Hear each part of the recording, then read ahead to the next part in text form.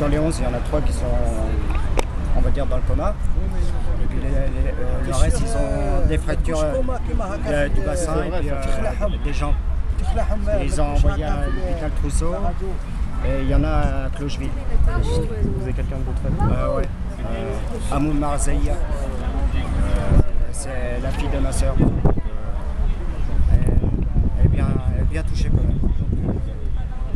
Là, on attend des nouvelles là. Donc là, elle va être au bloc là, d'ici peu là. Donc on ne sait pas comment ça va se passer. Donc. Les premiers éléments nous disent que le gendarme conduisait le fourgon à une alcoolémie négative. Néanmoins, on a fait une prise de sang, bien sûr. On n'a pas actuellement les résultats. Ce gendarme a fait les premières déclarations, simplement dit qu'il avait une perte de contrôle du véhicule. Il est monté sur le trottoir où était le groupe alors? Oui, tout à fait. En l'état actuel des choses, il n'y a a priori rien à reprocher au groupe, à la conduite du groupe d'élèves. Il y avait un seul conducteur, une seule personne à bord de la camionnette? Une seule personne à bord, il était suivi par un autre gendarme qui était chargé de le ramener ensuite. Les témoins sont actuellement, pour certains d'entre eux, au commissariat et la sûreté urbaine fait l'enquête. Ce soir, le chauffeur est en garde à vue? Le chauffeur est actuellement en garde à vue, tout à fait. C'est la suite normale pour établir les faits? C'est la suite normale pour que cette enquête puisse être menée dans la quiétude. On a parlé à présent d'un décès, vous le confirmez? Alors à l'instant, on a appris effectivement qu'une fillette venait de décéder. Ce qui fait quel bilan ce soir pour l'instant? Alors il y aurait 7 blessés graves, un décédé et 8 blessés plus légers. 16 victimes au total.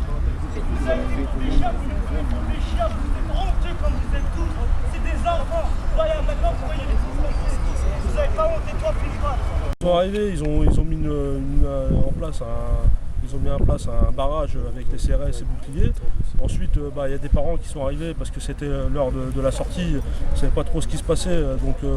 Ils ont voulu aller vers ce qui est normal, vers leurs enfants blessés. S'il y avait on a été gazés, ils ont gazé un peu tout le monde. Ils ont ramassé un jeune du quartier en prétextant qu'il avait tapé sur un policier alors que nous on n'a pas vu ça.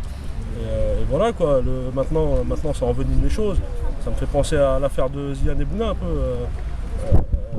il y a quelques temps. Et après on va reparler des quartiers en disant c'est chaud, on va parler des quartiers en disant c'est chaud, machin, alors qu'il y avait une situation à gérer, elle a été mal gérée au départ, et puis derrière on sait ce qui se passe après. Il y a de la tristesse.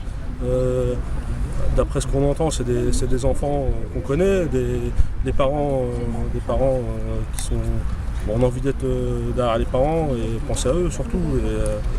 Et après, je pense que c'est une situation difficile et qui va être... qui peut dégénérer, je pense, parce que il n'y a pas d'informations, il y a peu d'informations. Je pense surtout aux familles, les mamans, les papas qui étaient là, les enfants qui ont été choqués, et puis les enfants qui sont encore, pour certains, entre la vie et la mort. Donc c'est véritablement un drame pour la vie. Il y avait déjà eu des précédents sur ce carrefour? Non, jamais. Non. Puis si vous voulez, ça fait partie d'un déplacement d'école avec une école qui était très proche de ce stade. Les enfants étaient sagement sur le trottoir. Après, le fait que le camion dérape et aille faucher les enfants sur le trottoir, c'est quelque chose d'inattendu et qu'on ne peut pas prévoir. Un bilan extrêmement lourd avec cette petite fille qui est décédée. Évidemment, nos pensées vont tout de suite vers la famille, vers les amis, vers le monde scolaire et vers les habitants de Joué-les-Tours et tous ceux qui ce soir ressentent un profond chagrin et une tristesse immense. En ce qui concerne l'enquête, il est trop tôt pour tirer des conclusions. Le gendarme qui est à l'origine de l'accident a été placé en garde à vue. Il y a une double enquête judiciaire et puis une enquête diligentée par la gendarmerie nationale. Et ce sont ces deux enquêtes qui permettront vraiment de savoir ce qui s'est réellement passé. Mais pour l'instant, on est dans l'émotion et dans l'accompagnement des familles, des victimes, du monde scolaire et de tous ceux qui sont touchés par ce drame.